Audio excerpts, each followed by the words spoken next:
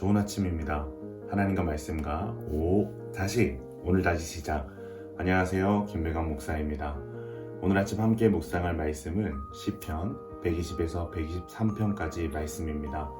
중심 구절은 시편 121편 5에서 6절입니다. 여호와는 너를 지키시는 이시라.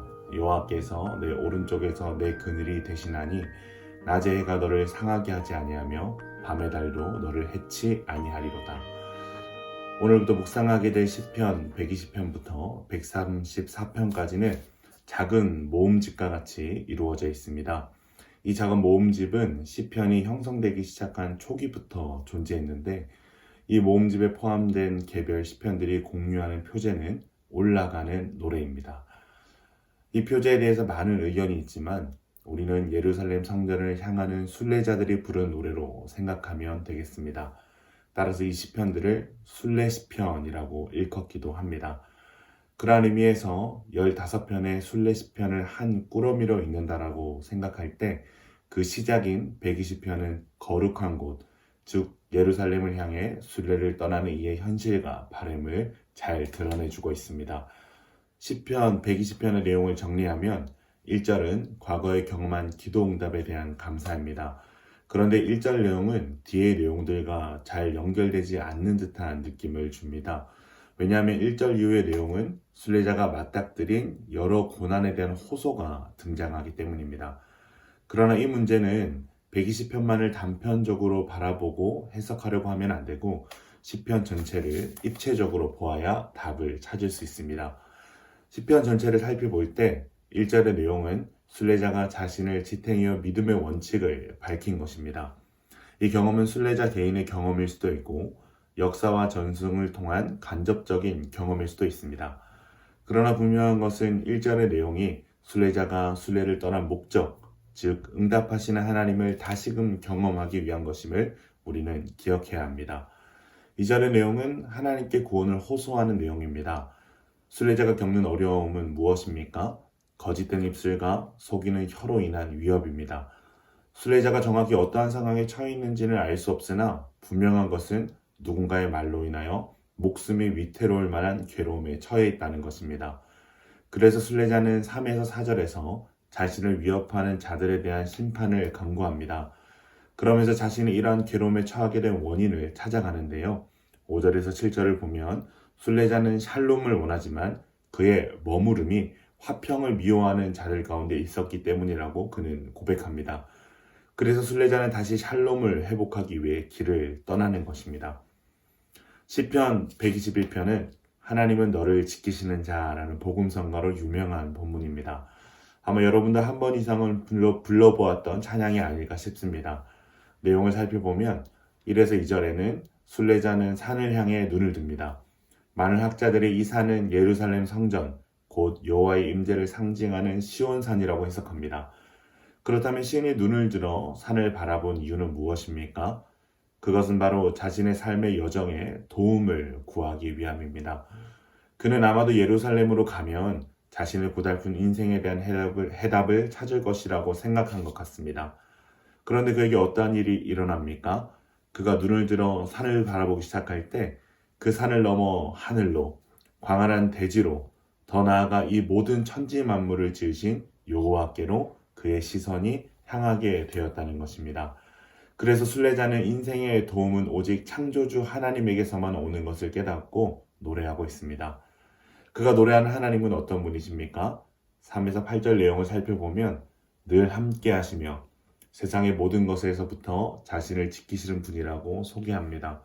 3절에서부터 새롭게 등장하는 한 목소리는 여호와께서 너를 지키신다라는 선언을 4번이나 되풀이하면서 모든 상황 속에서 지금부터 영원까지 너를 지키시는 하나님이 너와 함께 하신다는 위대한 선언을 통해 순례자를 격려하고 있습니다.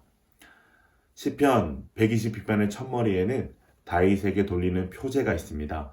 따라서 이 시편의 순례는 다윗과 연관되어져 있다는 것을 우리가 알 수가 있는데, 그러나 5절에서 다윗의 집의 보좌를 여기가 아닌 거기라고 표현한 것을 볼 때에 순례자는 왕궁에 들어가지 못하는 신부님을 우리는 추측할 수 있습니다.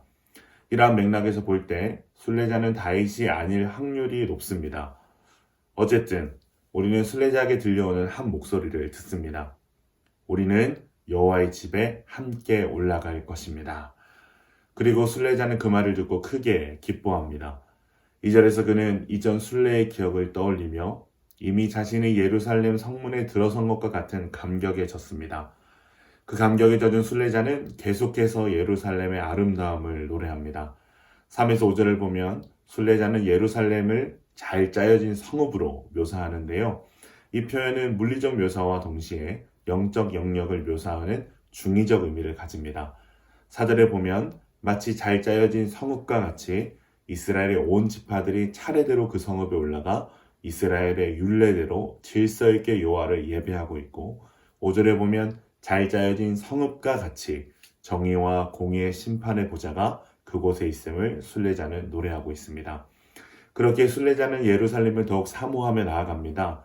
6에서 7절에 보면 순례자는 예루살렘을 향해 평화를 구하며 그 성 안에 평안과 형통이 충만하고 예루살렘을 사랑하는 자들이 형통할 것임을 선언합니다. 그리고 8, 9절에서 순례자는 다시 현실로 돌아와서 우리는 여호와의 집에 반드시 갈 겁니다 라고 순례자를 격려했던 동료들과 함께 길을 걸으며 평화를 기원하며 예루살렘을 향해 나아갑니다.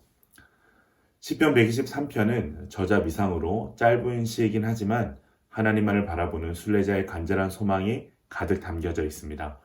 순례자는 자신의 주위에 있는 악인들의 멸시와 조소를 한몸에 받으면서도 눈을 들어 하나님만을 바라보며 하나님의 은혜를 거듭 간구하고 있습니다. 오늘 말씀을 통해 우리가 얻을 수 있는 교훈은 무엇일까요? 그것은 믿음의 동행자가 되고 믿음의 동행자를 구하라 라는 것입니다. 순례자의 시편들에서 순례자는 따뜻한 격려와 축복을 전해주는 동행자를 만납니다. 120편에서 순례자는 사람들에게서 받은 상처와 사람들을 향해 돋아있는 가시를 자기 안에서 발견했지만 121편에서 그 상처를 감싸주고 가시를 어루만져주는 귀한 사람을 만납니다.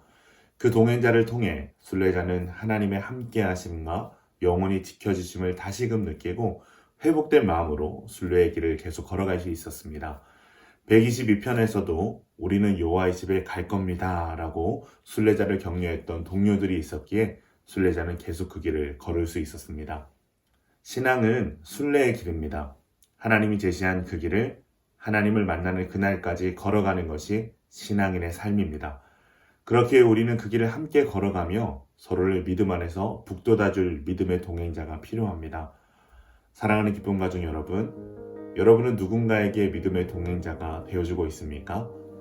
또한 여러분 주위에 같이 순례의 길을 걸어가며 믿음의 위로와 소망을 주는 동행자가 있습니까? 오늘 말씀을 기억하며 내가 누군가에게 믿음의 동행자가 되어줄 수 있는가를 돌아봄과 동시에 함께 순례의 길을 걸어갈 믿음의 동역자를 하나님께서 붙여주시기를 구하며 나아갈 수 있는 기쁨 가족들 되시기를 주님의 이름으로 축원합니다.